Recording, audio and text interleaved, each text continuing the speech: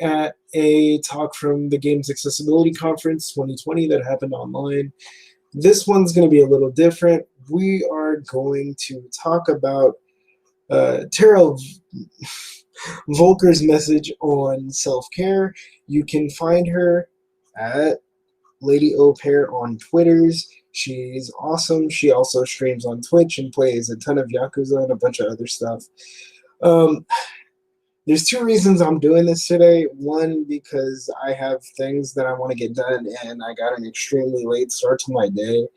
And I suck at self-care. So we are going to do this a little differently in that we're just going to listen to her talk, and then I'm going to talk about my own struggles with self-care and some ideas I came up with that might help you because they're things that work for me, and if they don't work for you, hopefully you'll find something that does, and hopefully at least something that's covered today will help you figure that out. So without further ado, let us do the things.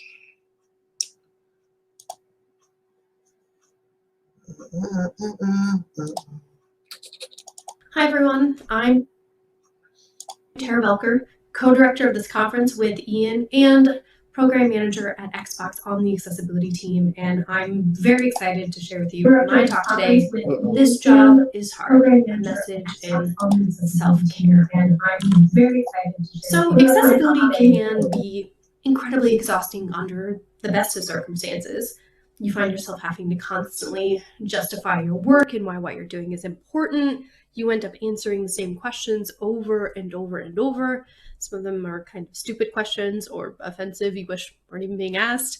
And on top of that, you're being told no a lot of times, either due to budget restrictions, timeline restrictions, resource restrictions, and it can be really hard. And we all have days where it's just too much. It could be a bunch of small things that have added together to become overwhelming.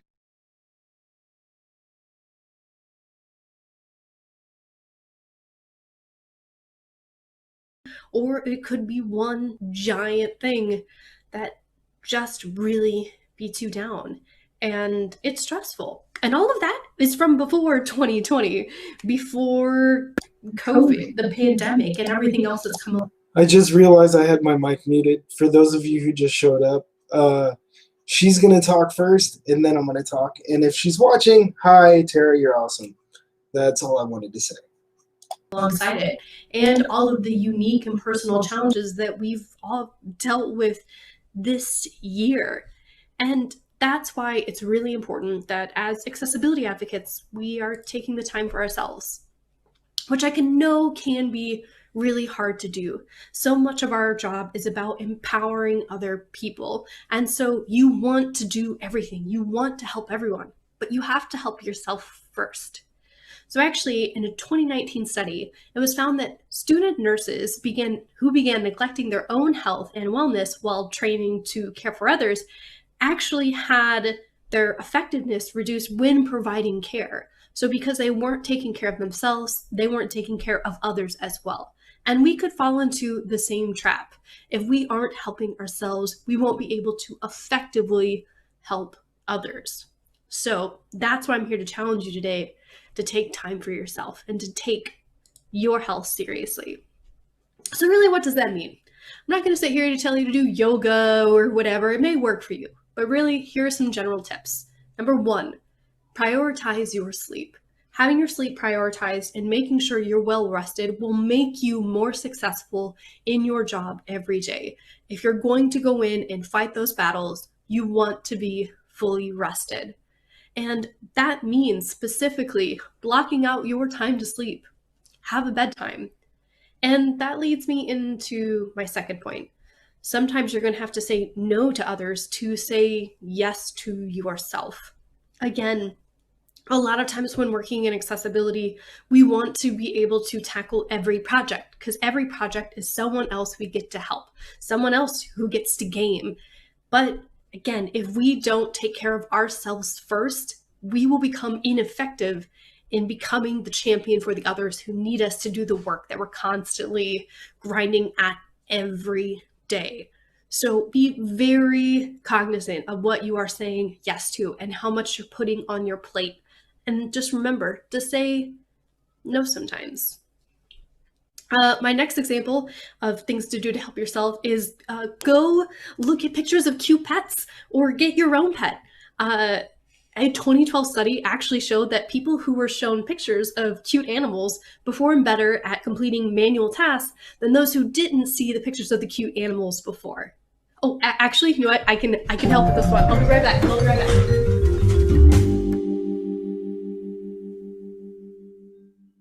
First up, we have Leon, my orange tabby. He's a cute guy. He's named after Leon Scott Kennedy from the Resident Evil series. You're too much. Yeah, you hate this. This is Cash Cat. He's my Maine Coon.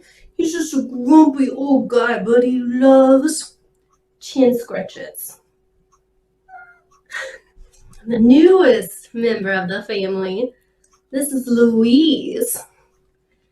She's a 5-month-old Shiba Inu puppy. She loves cheese. Yes, you do. Yeah. Oh. Okay, say hello to everyone. Okay. I'm sorry. Have some more cheese. Yeah. This dog is adorable. Girl. Okay, well, hopefully all of those adorable animals will help you feel more productive. And you can use that productivity to actually get started on my next tip right now. If you're like me, sometimes you're not going to get the positive validation that you need from your accessibility work during your workday, and that can make it really hard. I had that problem when I first started in accessibility over 10 years ago. And so what I did was I made what I called my feel-good file. And I took every thank you, positive comment, any good feedback that made me feel warm and fuzzy, and I put it into a single document. And so if I ever was at work and felt like what I was doing wasn't making a difference or that I wasn't getting anywhere, I could go to the doc and read it and see what was happening. For accessibility advocates and those working in the field, we so frequently feel like we're pushing that rock up the hill and we're never making any progress. So having a way that you can look back and see that you have made progress and it's making a difference can be huge. And I think another really important thing is to remember you don't have to go on this journey alone. It is really important to get a support group, really, that you can work through everything you're going with. And it's been called out before, but the IGDA Game Accessibility Discord is a great place for that. You'll find other developers, gamers with disabilities who know exactly what you're going through, who can be there for you. But even more importantly, you can also share in their successes as well. I know when I see someone else launch something that's awesome in terms of accessibility, I get super pumped. I didn't work on Last of Us 2, but does that make me less excited for their talk coming up today? Not at all. It is amazing. And when you go into a group like that, you'll have people who understand, who can empathize, but it can also help you recharge your battery before you go back to work. And finally, one of the most important things I think is really to find time to hang out with your accessibility buddies, not just work with them. I think that both workers with disabilities and people with accessibility all the time, we get together so we can accomplish a goal or advocate for ourselves, and we never take the time to just hang out.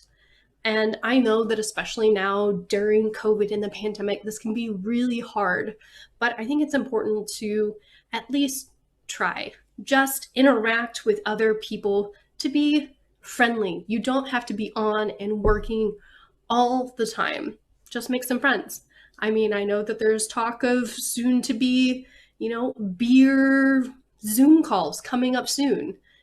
Just find that group and make sure that not only are you there to support and work, but also have a release and be friends.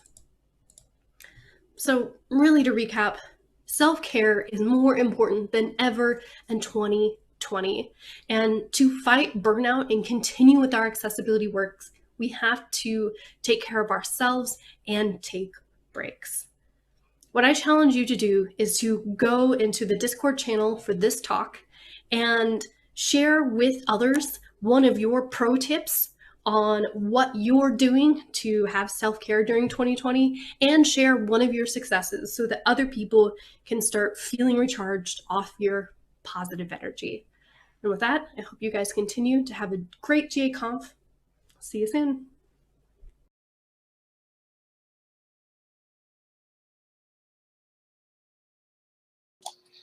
Okay, that was pretty awesome. She raised a lot of good points. So let's talk about them real quick. So prioritize sleep is something that I have a really hard time with. I have some PTSD-like issues, and when the weather's cold, like it has been, my muscles tend to seize up a lot. So I have a lot of issues going to sleep regularly, but I've been working on that, and I can tell you from personal experience, as someone diagnosed with depression, well, if you know me, you know I have CP, but also I have that. Um, um, Oftentimes, whether I think my day is good or bad, pivots on how well I slept the night before.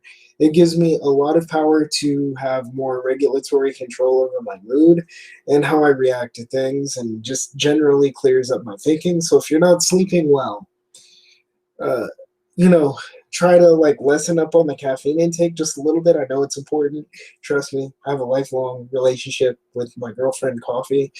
Uh, so take your time, and find a sleep schedule that genuinely works for you. That's a good balance between your productivity, your need to indulge in some form of escape slash catharsis, and gives you the ability to maintain a clear head as much as humanly possible. Um, she mentioned that people in nursing were found to be less effective in caretaking if they did not practice self-care. I have my own experience with this, not because I work for a game dev studio or anything like that, but because I spent a lot of time growing up around people who had various issues that they couldn't entrust to other people around them. So for some reason they came to me, and then I would end up like sitting with them when they were having suicidal ideations or just needed someone to talk to in general. um, and I had a really horrible habit of thinking that I was not important in the equation and that I needed to prioritize their needs. And in a crisis situation, in the acute sense, in the short term, that's fine. But if you're continually doing that, you suffer from what's often termed caregiver burnout. And the same thing happens in the advocacy space. Because, similarly for someone, as someone with a disability, um, we tend to move through life feeling that if we don't advocate for ourselves, no one is going to. So we don't necessarily get the opportunity to turn that off, which is why everything else she said was super duper important. One of the things that I would recommend is, like she said, find your support group. This doesn't mean necessarily go out there and look for a formal support group, although if that's the kind of thing that works for you, I definitely recommend it. But just find people who can empathize with you on a level such that you feel understood, so that when you do have a bad day at work, or you just have a bad pain day generally, you have a day where you're out of spoons, or a gimpy day as I call them, that whoever is there with you will be able to hear you on that level, because oftentimes that makes the biggest difference. Like knowing that the person you're talking to understands or is making an intense effort to actually understand and be there for you. That's super duper important. The thing she mentioned about pets. So some people don't like animals. For those of you that are out there, I think you're weird, but that's okay. I tend to call it a butterfly cup, right?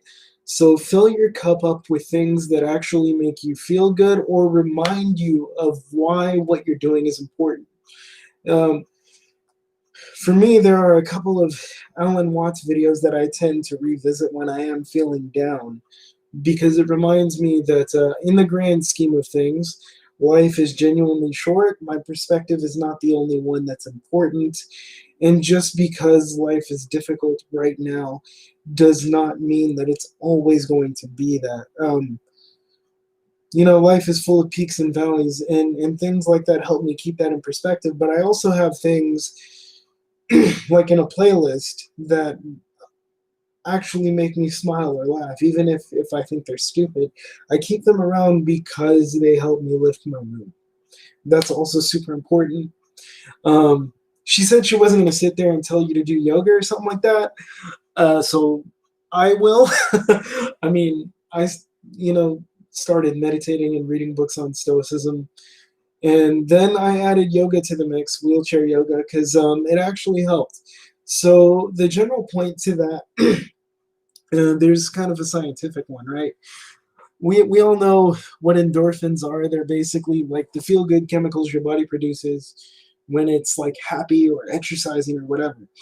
And a lot of times, helping your body like produce those actually helps boost your mood just a little bit, enough sometimes to make a difference. But I'm not going to necessarily advocate that you do yoga. What I am going to say is get your move on. Find a form of movement that you genuinely enjoy and can sustain. Some sort of physical activity, either alone or with others, that you enjoy doing, because if you don't enjoy it, you're not going to keep it up. So I'm not going to tell you to do something you don't want to do, because that's not the business here. And I know this sounds cliche, but you really cannot give other people something you don't have. So the more ability you have to show compassion to yourself as a person, the more you're going to be able to show that more effectively to other people, even when it's difficult. And this is something that I'm constantly struggling with, because I'm kind of terrible at remembering to take care of myself. Like, dude, I don't know if y'all need this, but remember to eat. Remember to drink plenty of water. I mean all of these things, as cliche as they sound. Remember to take a breath. Remember that not every day is going to be exactly like this one. There are going to be things that are different. Some things will be better. Some things will be worse. And sometimes that's all a matter of perspective. Sometimes it isn't. It's not up for me to say which is which. But sometimes that's the case, right? And the reason, again, that I wanted to watch this is because I need it. And I just wanted to share it with all of you. So hopefully that was helpful. If you guys want to talk to me, I'm gonna throw my email up in the place with the stuff. If you want to talk to me, hit me up. My email address is right there. If you want to look at some dope accessibility websites, there is Can I Play That? And taminggaming.com. So I guess that's going to wrap it up for today's stream, and I hope to see you guys next week. Take care of yourself, be good, be kind, and game on. Bye. I can't do it today. There we go. Peace out, dudes.